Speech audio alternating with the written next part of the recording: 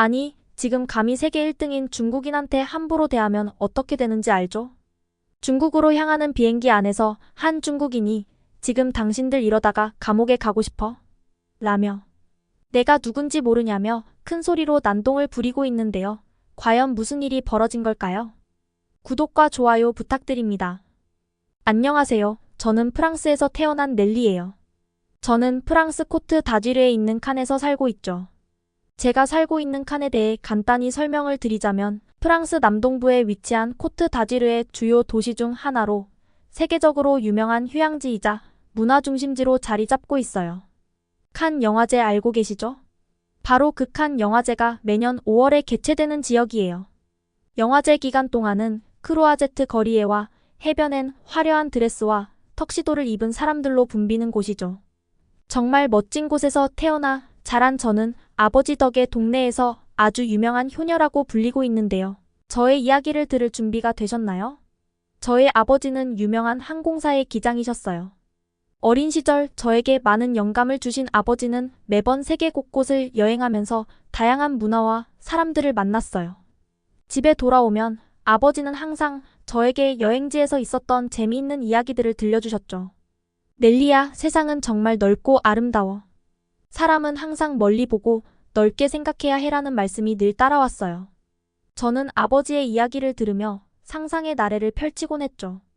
그럴 때마다 저는 마음속으로 나도 언젠가 아빠처럼 하늘을 나는 사람이 되고 싶어라고 다짐했죠.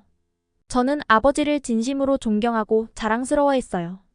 아버지가 비행기 기장으로서 보여준 책임감과 열정을 보며 저는 꼭 아버지처럼 되고 싶다고 생각했어요. 하지만 어느 날 그토록 건강해 보이던 아버지가 갑자기 몸이 안 좋아지기 시작했어요. 심장에 문제가 있었던 거죠. 결국 아버지는 더 이상 기장 일을 할 수 없게 됐어요. 그 소식이 저한테는 정말 큰 충격이었어요. 그렇게 건강하셨던 아버지가 더 이상 비행을 하지 못한다니. 저는 그 슬픔을 그냥 받아들일 수 없었어요. 하늘을 나는 일을 정말 누구보다도 사랑하셨던 아버지였기 때문에 저는 아버지의 꿈을 제가 이어받기로 결심을 하게 됐어요. 아빠, 나 꼭 승무원이 될게요. 아빠처럼 하늘을 나는 사람이 될 거예요 라고 아버지와 약속을 했죠. 그때부터 저는 더욱 열심히 공부하고 승무원 준비를 했어요. 승무원이 되기 위해 필요한 모든 것을 배우기 시작했죠. 언어 공부, 서비스 교육, 비행 안전 교육 등등 하나도 소홀히 하지 않았어요. 저는 아버지의 꿈을 저의 꿈으로 삼고 열심히 달렸어요. 그리고 저의 노력은 결국 결실을 맺게 됐죠. 마침내 프랑스의 유명한 항공사의 승무원으로 취업을 하게 됐어요. 승무원으로 채용이 된 그날, 저는 아버지와 함께 눈물을 흘렸어요. 아빠, 나 해냈어요. 라고 외치며 아버지의 품에 안겼죠. 아버지는 저를 꼭 안아주며 넬리야, 정말 자랑스럽구나. 넌 나의 자랑이야 라고 말씀해 주셨어요. 그 순간 저는 아버지의 꿈을 이어받았다는 뿌듯함과 함께 앞으로 펼쳐질 저의 미래에 대한 기대감으로 가슴이 벅찼죠. 저는 승무원이 된 이후에도 아버지의 가르침을 항상 마음에 새겼어요. 사람은 멀리 봐야 한다는 아버지의 말씀처럼 넓은 세상을 경험하고 다양한 사람들을 만나며 더욱 성장해 나갔죠. 저는 비행을 할 때마다 창밖으로 펼쳐지는 하늘과 구름을 보며 아버지를 떠올렸어요. 그리고 저에게 주어진 이 기회를 소중히 여기며 승무원으로서의 역할에 최선을 다했어요. 제가 드디어 승무원이 되었을 때 저는 앞으로의 모든 일이 순조롭게 풀릴 거라고 믿었어요. 저와 아버지의 꿈은 이루어졌고 이제 하늘을 나는 일만 남았다고 생각했죠. 하지만 현실은 제가 상상했던 것과는 너무나 달랐어요. 승무원이 되기 위해 겪었던 힘든 과정도 많았지만 막상 일을 시작하고 나니 매일매일이 새로운 도전의 연속이었죠. 처음에는 세계 곳곳을 다니며 여행하는 기분으로 비행을 즐겼지만 점점 그 일이 얼마나 고된지 깨닫기 시작했어요. 승무원들은 항상 고객을 먼저 생각하고 최고의 서비스를 제공하기 위해 노력해야 했죠. 하루에도 몇 번씩 비행기를 타고 내리는 일상은 체력적으로도 매우 힘들었거든요. 게다가 시차와의 싸움은 늘 저를 지치게 만들었어요. 이 모든 것들이 저에게는 큰 부담으로 다가왔죠. 몇 달이 지나고 특히나 힘든 비행을 하게 됐는데요. 그날의 비행 일정은 유난히 바빴고 승객들도 많았어요. 그래서 비행 내내 긴장하며 일을 했죠. 그런데 그날 비행기에는 유난히 까다로운 중국인 승객이 있었어요. 그 승객이 타자마자 갑자기 이상한 냄새가 나기 시작하는 거예요. 저는 선배에게 선배, 갑자기 어디서 이상한 냄새 안 나요? 알고 보니 방금 기내로 들어간 중국인 승객의 냄새였죠. 그 중국인 승객은 유난히 목소리도 커서 다른 승객들이 계속 저희에게 컴플레인을 거시더라고요. 어쩔 수 없이 중국인 승객에게 이야기했지만 중국어 외에는 다른 외국어를 못 알아들으시더라고요. 결국 번역기를 사용할 수밖에 없었죠. 게다가 끊임없이 컴플레인을 늘어놓으면서 저뿐만이 아닌 저희 동료들에게도 힘들게 하시는 거예요. 저는 그 승객에게 최대한 친절하게 대하려고 노력했죠.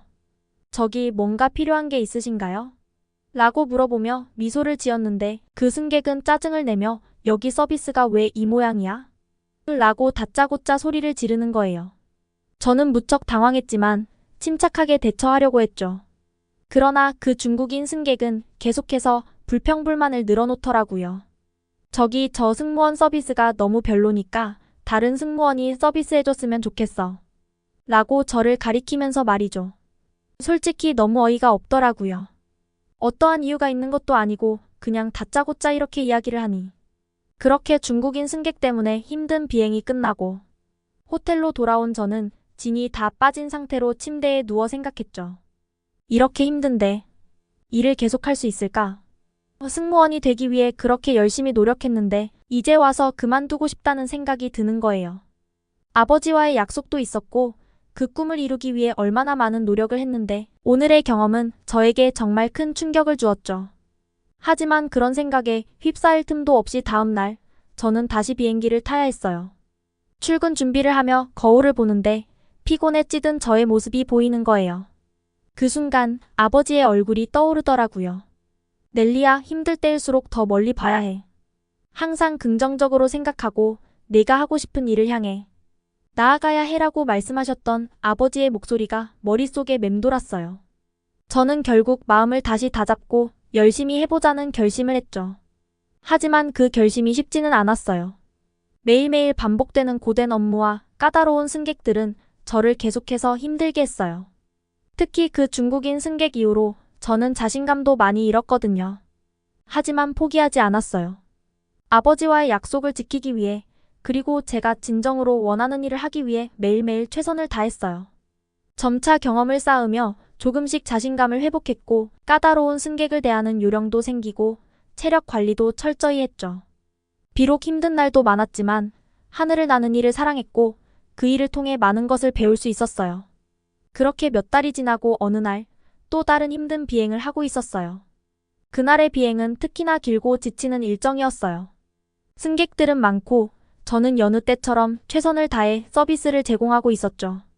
하지만 이번 비행에도 또 다시 까다로운 승객이 있었던 거예요. 또 중국인 승객이었죠. 그 중국인 승객도 계속 컴플레인을 걸면서 저희를 괴롭히기 시작했죠. 저는 그 승객의 요구를 들어주기 위해 최선을 다했지만 그 승객은 좀처럼 만족하지 않았어요. 비행 시간이 길어지면서 저의 피로는 점점 더 쌓였어요. 긴 비행 동안 승객들을 돌보느라 쉬지도 못하고 그 중국인 승객의 끊임없는 불평을 듣다 보니 스트레스가 극에 달했어요. 결국 저는 스트레스로 인해 심한 두통과 어지러움을 느끼기 시작했죠. 그래서 저는 잠시 화장실에 가서 숨을 돌리고 싶었지만 승무원으로서의 책임감 때문에 그럴 수는 없었어요. 금방 낫겠지라는 생각을 하며 그냥 힘든 몸을 이끌고 계속해서 일을 했죠. 하지만 결국 한계에 도달하고 말았어요. 비행기 복도에서 갑자기 심한 어지러움과 함께 눈앞이 깜깜해지는 거예요. 그 순간 그대로 기절하고 말았죠. 승객들과 승무원들은 제가 갑자기 쓰러지자 놀라서 웅성거렸다고 하더라고요. 상황이 심각해지자 기내에 탑승한 승객 중 한 명이 급히 나서서 도움을 주었다고 하는데요. 그 승객은 다름 아닌 한국인 의사 경진이었어요. 제가 쓰러진 이후의 일들을 동료가 이야기해줬는데요. 경진은 침착하게 저를 응급처치해주기 시작했대요. 그는 저의 상태를 확인하고 제가 기절한 이유가 과도한 스트레스와 피로 때문이라는 것을 바로 알아차렸다고 하더라고요. 경진은 기내 의료 키트를 사용해 저의 상태를 안정시키려 애썼다고 하더라고요. 동료 승무원들은 경진의 지시에 따라 필요한 도구와 약품을 제공했고 경진의 빠른 대응 덕분에 저는 점차 얼굴 혈색이 돌아오면서 안정을 찾기 시작했다고 하더라고요. 하지만 경진은 저의 상태가 여전히 위중하다고 판단했고 그는 승무원들에게 즉시 기장에게 연락해 비상 착륙을 요청할 것을 권유했다고 하더라고요. 기장은 경진의 의견을 받아들였고 가장 가까운 공항으로 비상 착륙을 하기 위해 경로를 바꾸게 됐죠. 비행기는 급히 가까운 공항으로 향했고 승무원들은 승객들에게 상황을 설명하며 침착하게 대처했다고 하더라고요.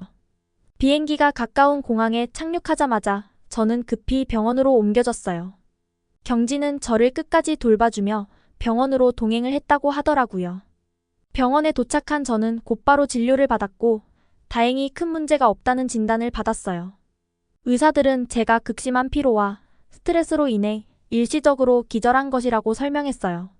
며칠간의 휴식과 치료가 필요하다고 진단을 내렸죠. 병원에서 안정을 찾은 저는 경진에게 고마움을 표했어요. 정말 감사합니다. 경진의 빠른 조치가 아니었으면 큰일 날 뻔했어요 라고 말했죠. 경진은 미소를 지으며 당연히 해야 할 일을 했을 뿐이에요. 이제 푹 쉬고 회복하세요 라고 말씀을 해주셨죠. 그 말을 듣는 순간 저는 경진의 따뜻한 마음과 침착한 대응에 큰 감동을 받았어요. 경진은 제가 회복될 때까지 계속해서 저의 곁을 지켜줬어요. 그런데 그때 비행기에서 불평을 늘어놓던 그 중국인 승객이 병원까지 찾아와서 왜 엉뚱한 곳에 착륙했느냐며 저한테 와서 따지기 시작하더라고요. 그 중국인 승객은 자신이 피해를 입었다며 항의했고 저는 그 승객의 불평을 듣자마자 극심한 스트레스가 다시 몰려오더라고요. 그때 경진이 중국인 승객에게 넬리는 지금 환자입니다. 쉬어야 해요. 당신의 불평은 여기서 끝내세요. 라고 단호하게 말했죠. 경진의 단호한 태도에 그 중국인 승객은 더 이상 아무 말도 하지 못하고 돌아갔어요. 경진의 보호와 배려 덕분에 저는 점점 더 그의 매력에 빠져들었어요. 저는 병원에서 회복하는 동안 경진과 많은 시간을 함께 보냈어요. 경진은 저에게 본인이 살고 있는 한국의 문화와 다양한 이야기들을 들려주며 저를 위로해줬어요. 경진과 함께 있을 때마다 마음이 편안해지고 행복해지더라고요. 그렇게 저의 마음속에는 경진에 대한 사랑이 싹트기 시작했죠. 이렇게 저는 힘든 비행 중에 경진이라는 영웅을 만나게 되었고 그의 도움으로 큰 위기를 넘기게 되었어요. 경진과의 만남은 저에게 새로운 인연의 시작이 되었고 저는 이 만남을 통해 다시 한번 희망을 찾게 되었어요. 경진의 등장으로 제 삶은 완전 새로운 방향으로 나아가게 되었죠. 그렇게 프랑스로 다시 돌아온 저는 경진의 응급처치 덕분에 큰 위기를 넘기고 프랑스 병원에서 안정을 취할 수 있었어요. 병원에서 진료를 받으며 며칠 동안 휴식을 취하는 동안 경진은 매일같이 저의 병실을 찾아왔어요. 저의 회복을 돕기 위해 그는 자신의 바쁜 일정을 조율하면서도 저를 위해 최선을 다해 주었죠. 경진의 따뜻한 마음과 세심한 배려는 저에게 정말 큰 위로가 되었어요. 경진은 제가 병실에 있을 때마다 저를 위해 다양한 이야기를 들려주었어요. 본인의 나라인 한국의 문화, 음식, 관광지 등에 대해 이야기하며 저의 마음을 편안하게 해주었죠. 경진의 이야기를 들으면서 저는 점점 더 그에게 끌리게 되었어요. 그의 따뜻한 미소와 진심 어린 태도는 저에게 큰 감동을 주었죠. 저는 경진과 함께 있는 시간이 너무나 행복했고 그와의 대화가 즐거웠어요. 어느 날 경진은 저에게 한국 전통차가 심신 안정에 도움이 된다며 저에게 가져다 주었어요. 이 차는 몸에 좋으니까 한번 마셔보세요 라며 건넸죠. 저는 감사한 마음으로 차를 마셨고 따뜻한 차 한 잔이 제 몸의 모든 피로를 풀어주는 것 같았어요. 경진에게 깊은 감사와 따뜻함을 느꼈어요. 경진 씨 정말 감사해요. 당신 덕분에 많이 회복된 것 같아요. 경진은 부드럽게 웃으며 제가 할 수 있는 일이라면 무엇이든 할게요. 넬리 씨가 빨리 회복하길 바랄 뿐이에요 라고 대답했죠. 경진의 진심 어린 말에 저의 마음이 갑자기 뭉클해지더라고요. 저는 저도 모르게 경진에게 점점 더 끌리게 되었고 사랑을 느끼기 시작했어요. 그런데 저를 곤란하게 만드는 일이 벌어지고 말았는데요. 그때 비행기에서 저를 괴롭혔던 중국인 승객이 저의 항공사에 정식으로 컴플레인을 걸었던 거예요. 그는 제가 승무원으로서 자격이 없다고 주장하며 자신이 피해를 입었다고 손해배상 청구까지 한 거죠. 저는 이 소식을 듣고 큰 충격을 받았어요. 도저히 어떻게 해야 할지 몰라 두려움에 떨고만 있었죠. 그래서 결국 저는 경진에게 이 상황을 털어놓았어요. 경진 씨, 그 중국인 승객이 항공사에 컴플레인을 걸었대요. 제가 승무원 자격이 없다며 손해배상 청구까지 했어요. 어떻게 해야 할지 모르겠어요 라고 말하는데 눈물이 멈추지를 않는 거예요. 경진은 저의 손을 꼭 잡고 위로를 해주었어요. 걱정하지 마세요. 제가 도와드릴게요. 제 형이 사실 아주 잘 나가는 변호사거든요. 형의 도움을 받아서 이 상황을 해결할 수 있을 거예요 라고 말했죠. 경진의 말에 저는 조금 안심이 되었어요. 경진의 형은 실제로 한국에서 유명한 변호사였고 그는 저의 상황을 자세히 듣고 도와주기로 했어요. 저는 경진의 형과 함께 항공사에 가서 상황을 설명하고 저는 억울하다는 것을 증명하기 위해 노력했어요. 경진의 형은 저의 모든 이야기를 듣고 저를 위해 적극적으로 변호해 주었어요. 그는 항공사 측과 협상하며 제가 불이익을 당하지 않도록 최선을 다해 주었죠. 경진의 형의 도움 덕분에 저는 결국 위험에서 벗어날 수 있었어요.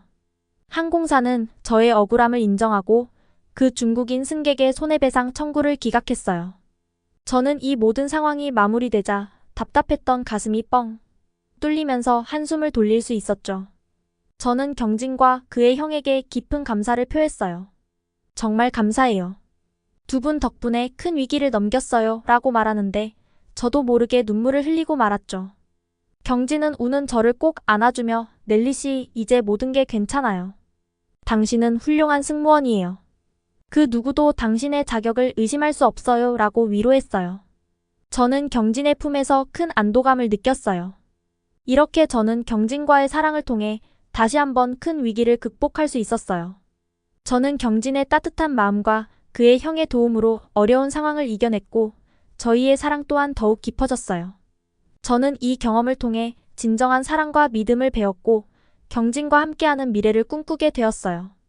그들의 사랑 이야기는 이제 막 시작되었고 앞으로도 많은 도전과 행복이 기다리고 있을 거라고 생각했죠. 경진과 그의 형 덕분에 중국인 승객의 컴플레인 문제를 해결하고 나서 마음의 안정을 찾게 됐어요. 하지만 경진의 형에게 고마움을 표하기 위하려고 했지만 경진의 형은 벌써 한국으로 돌아갔다고 하더라고요. 경진은 저에게 그럼 나랑 같이 한국에 가지 않을래? 라고 이야기했고 저는 좋다고 이야기했어요. 하지만 한국을 방문해야 한다는 생각이 제 마음을 복잡하게 만들었죠. 그 중국인 승객 때문에 아시아 국가, 특히 한국에 대한 부정적인 인식이 생기고 말았거든요. 그러나 경진의 끈질긴 설득과 따뜻한 배려 덕분에 전 한국 방문을 결심하게 되었어요. 경진은 넬리, 한국은 정말 아름답고 멋진 나라야. 한번 와보면 생각이 바뀔 거야 라고 말하며 저를 안심시켰어요. 그래서 저는 프랑스에서 한국으로 가는 비행기에 올랐어요. 저는 한국에 도착하자마자 경진의 형에게 감사 인사를 전하고 싶었어요. 경진의 형은 저를 위해 공항에 나와 있었고 어서 와 넬리. 한국에 온 걸 환영해 라고 말해주었죠. 경진은 저를 위해 서울 시내의 여러 명소로 안내해줬죠. 첫 번째로 간 곳은 경복궁이었어요. 경복궁은 조선시대의 궁궐로서 한국의 역사와 문화를 엿볼 수 있는 곳이었죠. 아름다운 건축물과 정교한 조각들이 정말 놀랍더라고요. 경진은 경복궁의 역사와 문화적 의미에 대해 자세히 설명해 주었고 저는 그의 이야기를 들으며 한국에 대한 흥미를 느끼기 시작했어요. 다음으로 방문한 곳은 서울의 인사동이었어요. 인사동은 전통과 현대가 어우러진 독특한 거리로 사람들이 많고 상당히 유명했죠.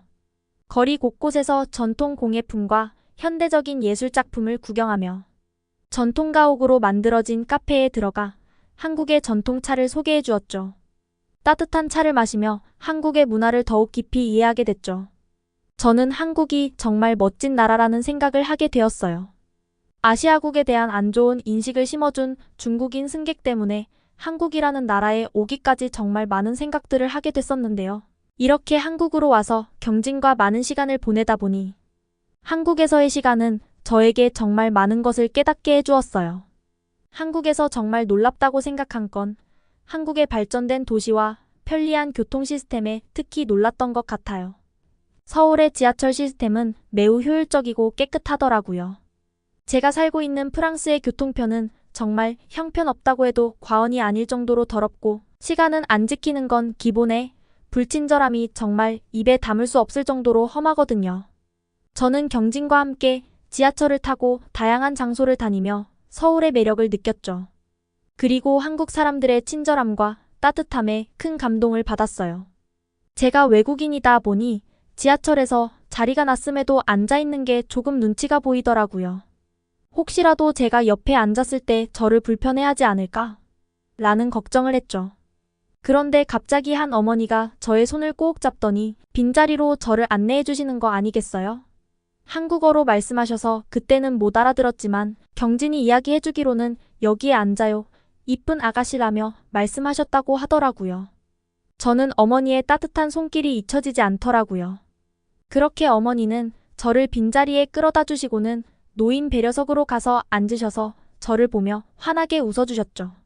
그때 깨달았던 것 같아요. 한국인은 정말 따뜻한 사람들로 가득한 사랑의 나라라고 말이죠. 경진의 가족들과도 만나게 되었는데 그들은 저를 따뜻하게 맞아주셨어요. 넬리, 어서와. 그렇게 경진의 가족들과 따뜻한 저녁 식사를 하고 하루하루 따뜻한 날들을 보내고 있었죠. 하지만 중간중간 그 중국인 승객 때문에 생긴 트라우마로 인해 불안함이 떨쳐지지는 않더라고요. 길을 지나가다 중국인 관광객을 마주할 때면 그날의 기억이 떠올라 마음이 불편해지기도 했죠. 하지만 경진은 저의 곁에서 항상 저를 지지하고 위로해 주었어요. 넬리, 이제 과거는 잊고 새로운 시작을 해야 해. 우리는 함께라면 어떤 어려움도 이겨낼 수 있어라고 말하며 용기를 주었어요. 결국 저는 프랑스 승무원을 그만두고 한국 항공사로 취직하기로 결심했어요. 한국에서의 새로운 시작을 하고 싶었고 경진과 함께하는 미래를 꿈꾸고 있거든요. 프랑스에서 승무원으로 취직할 때는 아버지의 꿈을 위해 열심히 노력했지만 이제는 제 자신을 위해 그리고 경진과 함께하는 미래의 꿈을 위해 열심히 노력해보기로 했어요. 한국 항공사에 취직하게 되면 경진에게 결혼하자고 이야기하려고요. 다음 달에 한국 항공사에서 면접이 있는데요. 잘 볼 수 있게 응원해주세요. 그리고 꼭 붙어서 경진과 함께하는 한국에서의 결혼 생활도 응원해주세요. 결과는 다음 사연으로 꼭 알려드릴게요. 지금까지의 사연 어떻게 들으셨나요? 아버지의 꿈을 위해 열심히 살던 효녀 넬리가 한국에서의 생활을 시작하게 됐는데요. 과연 그녀는 한국 항공사에서 일을 할 수 있게 됐을까요? 한국에서 하는 결혼 생활도 무척 기대가 되는데요. 댓글로 응원 한마디씩 남겨주시면 넬리에게 전해주도록 하겠습니다. 추후에 넬리의 사연이도 기대 많이 해주세요. 다음에 더 재밌는 사연으로 돌아오겠습니다. 감사합니다.